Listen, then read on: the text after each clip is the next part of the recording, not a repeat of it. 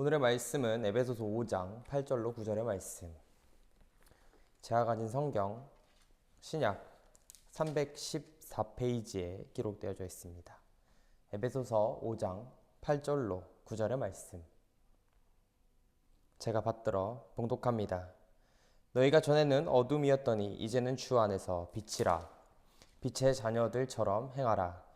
빛의 열매는 모든 착함과 의로움과 진실함에 있느니라. 아멘. 오늘 말씀의 제목은 빛의 자녀라는 말씀의 제목으로 여러분과 이야기를 나누고자 합니다.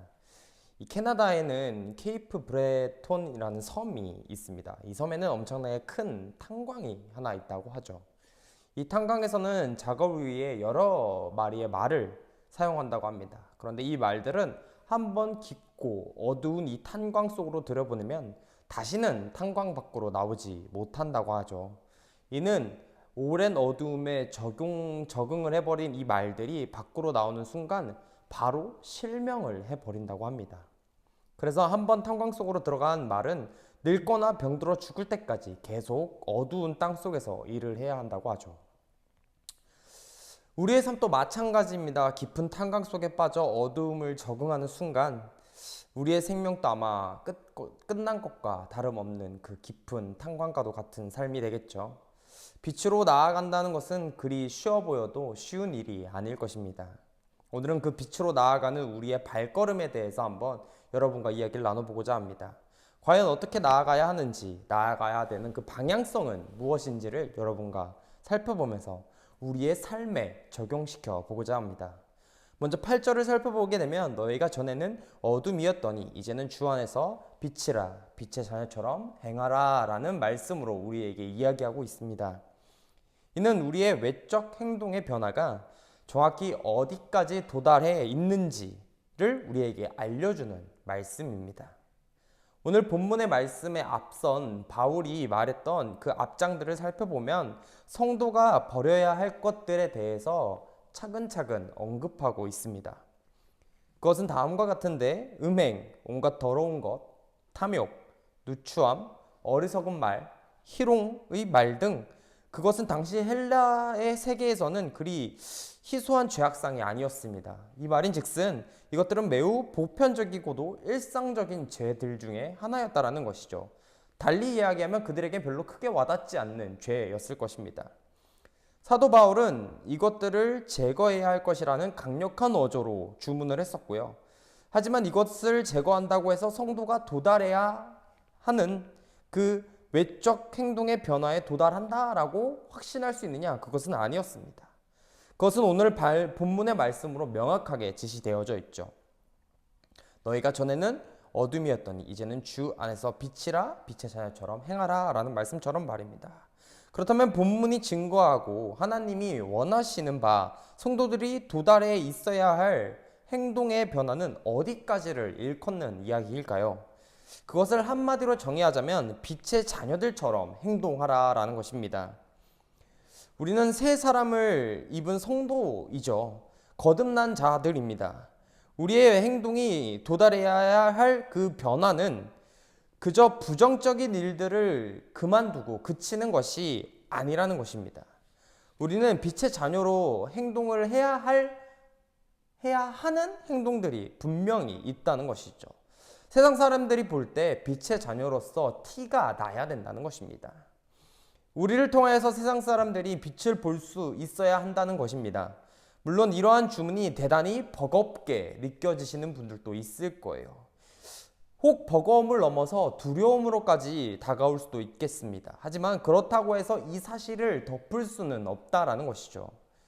이것은 성경이 말하는 방식이며 바울이 말하고 있고 하나님이 정확하게 원하시는 방향이고 우리가 인지해야 되는 것들입니다. 우리 하나님은 좋으신 하나님이라 이는 그런 이미지가 너무 우리에겐 확고해요.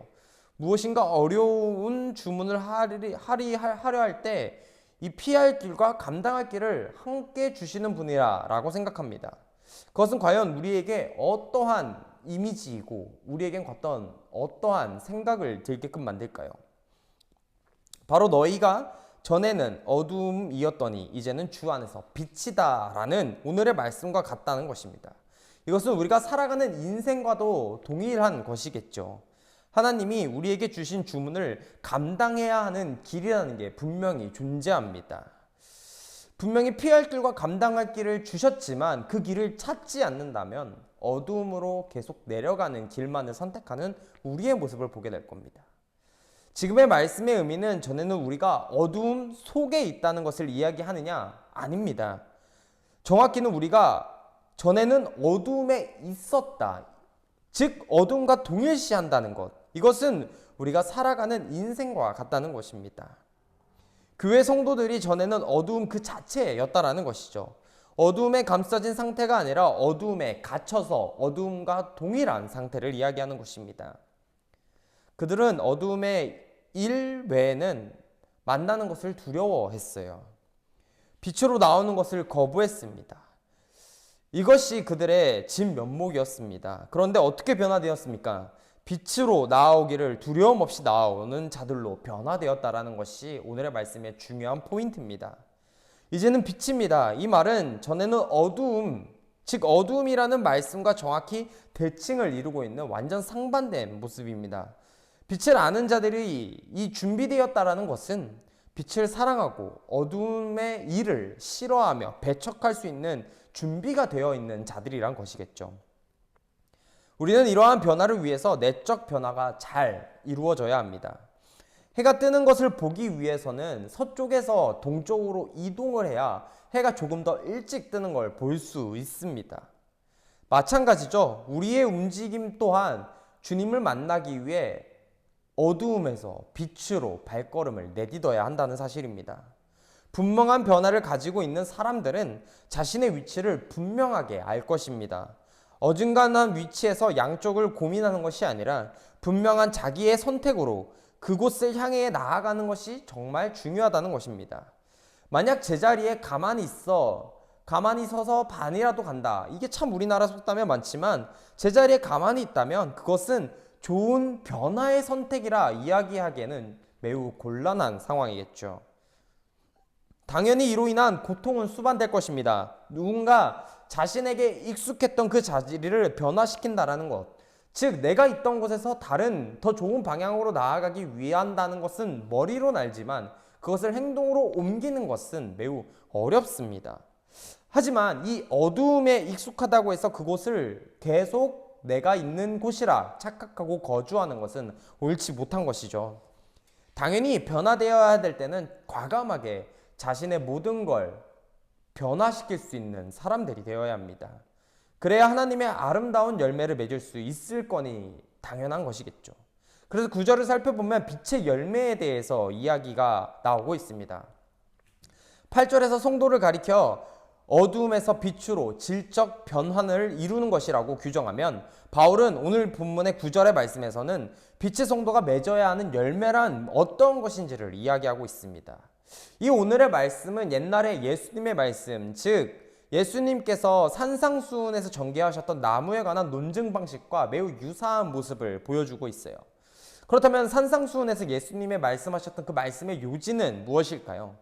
나무를 알 수 있는 것은 열매를 통해서다라는 이야기였을 것입니다. 많은 나무의 전문가가 아닌 이상 그 나무가 어떠한 나무인지 직관적으로 바로 보고 알기엔 쉽지 않습니다. 나무의 모양이나 잎의 특징, 여러 가지를 가지고 어떠한 나무인지를 파악하기는 가능하나 쉽사리 비슷한 나무에 어떠한 나무인지는 파악하기 어렵다라는 것이죠. 그러나 일단 나무가 열매를 맺는다면 어떨까요? 도시에 사는 어린아이도 그 나무에 열매가 맺힌 것을 보고 사과나무인지 배나무인지 감나무인지를 누구나 쉽게 구별할 수 있을 것입니다. 본문의 바울의 이야기 역시 바로 이러한 방식을 따르고 있는 것입니다. 사도는 성도들이 빛의 열매를 맺기를 강력히 바라고 있습니다. 하지만 그는 구체적으로 어떠한 열매를 맺으라 강요하지는 않았어요. 그것은 어떠한 방식을 선택하라는 것이 아닙니다. 대신 빛의 열매는 어떠한 특징을 가지고 있는지를 설명하면서 우리가 어떠한 열매를 맺어야 되는지를 얘기하죠. 그렇게 함으로써 스스로를 확인하라는 것입니다. 생각하는 게 있어야 한다는 것이죠. 즉 경각심을 갖게 하는 바탕이 되는 것입니다. 스스로를 돌아보며 삶의 어떠한 방향으로 나아가는지 깨우치기를 바라는 마음으로 이야기했다는 것이죠. 그러면 여기서 제시되고 있는 이 빛의 열매란 무엇일까요? 이것을 아마 요약하여 정리한다면 다음과 같을 것입니다. 착함과 의로움과 진실함이라고 정의할 수 있겠죠.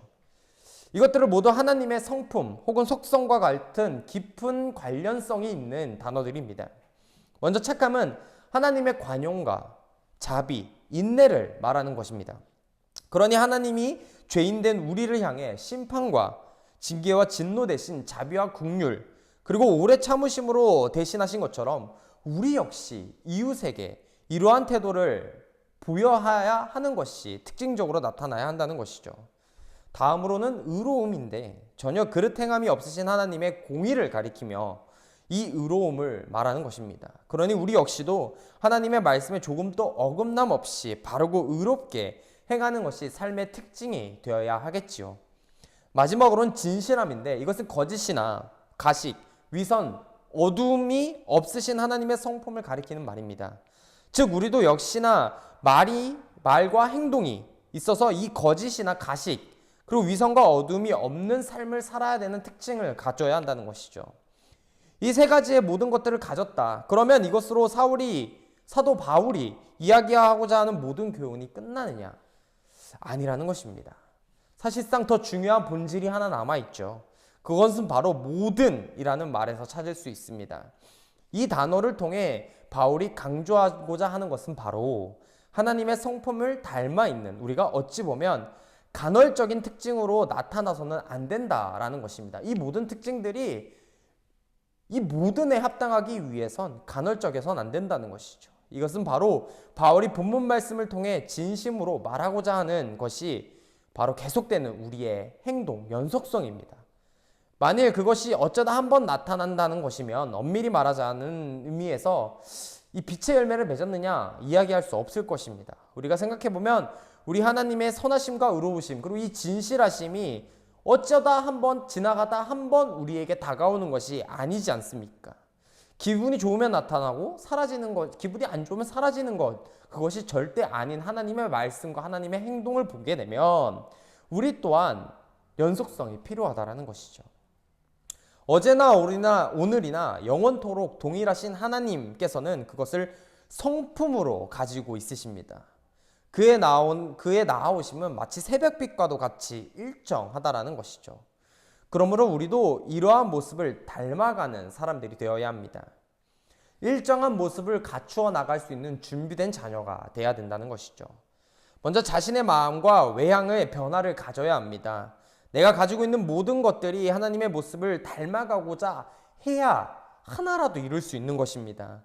빛으로 나아가기 위해서는 어두움에 익숙함을 던져버리시고 한 걸음을 먼저 떼시는 여러분이 되시기를 바랍니다. 또한 자신이 가지고 있는 어두움은 전혀 도움이 되지 않는다는 사실을 알고 계셔야 해요. 더욱 어두운 곳으로 이끌릴 뿐 나에겐 전혀 도움이 되지 않습니다.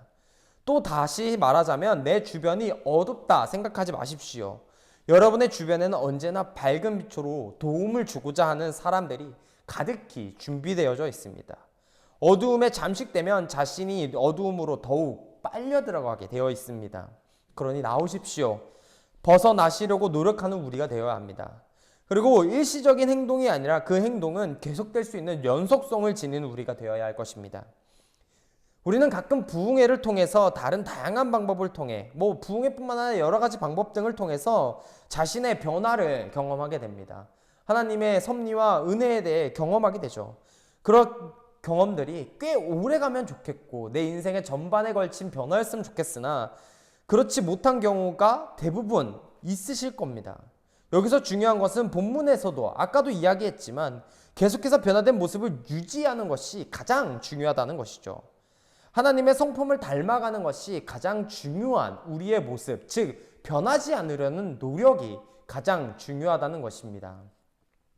우리는 한시적인 모습으로 남들에게 보여주는 것에 끝나버린다면, 연속적인 삶으로 나아가지 않는다면 아마도 달리 이야기하면 가식적으로 사는 삶, 즉 본연의 모습을 발전시키지 못하고 남들에게 보이는 모습으로만 변화되지 않는 우리의 한계에 그치는 삶을 살지 않는가라는 생각을 하게 됩니다. 그렇게 여러분 한 주간 살아가시면서 우리가 빛의 자녀로서 닮아가려 노력하시는 여러분이 되시기를 바랍니다. 하나님의 모습을 기억하시고 변화된 삶을 유지할 수 있도록 노력해야 한다는 것이죠. 작심삼일 또 10번을 하면 30일로 한 달이 된다고 합니다. 자신의 마음을 조금이라도 짧게라도 길게 못하겠다면 짧게라도 다시 한번 가다듬고 마음을 유지한다면 그 유지의 끝은 하나님의 자녀로서 성공했노라 칭찬받는 자녀가 되겠죠. 그 기획과 그 계획 안에는 우리가 기도와 말씀의 묵상이 있어야 될 것이며 하나님의 자녀로서 빛의 사역을 감당할 수 있는 노력이 필요할 것입니다. 그렇게 여러분, 빛의 자녀는 꾸준히 노력하시고 실망하여 넘어지는 것이 아니라 되도록 간곡히 부탁하건대 자신의 삶에서 지쳐 넘어지는 것이 아니라 하루에 한 번이라도, 아니 매번 매 순간 하나님의 자녀로서 닮아가기를 최선을 다해 노력하시는 여러분이 되시기를 간절히 바라고 소원하겠습니다. 다 같이 주기도문으로 예배를 마칩니다. 하늘에 계신 우리 아버지여, 이름이 거룩히 여김을 받으시오며 나라가 임하옵시며 뜻이 하늘에서 이루어진 것 같이 땅에서도 이루어지이다. 오늘 우리에게 일용할 양식을 주시옵고 우리가 우리에게 죄 지은 자를 사하여 준 것 같이 우리 죄를 사하여 주시옵고 우리를 시험에 들게 하지 마시옵고 다만 악에서 구하시옵소서. 대개 나라와 권세와 영광이 아버지께 영원히 있사옵나이다. 아멘.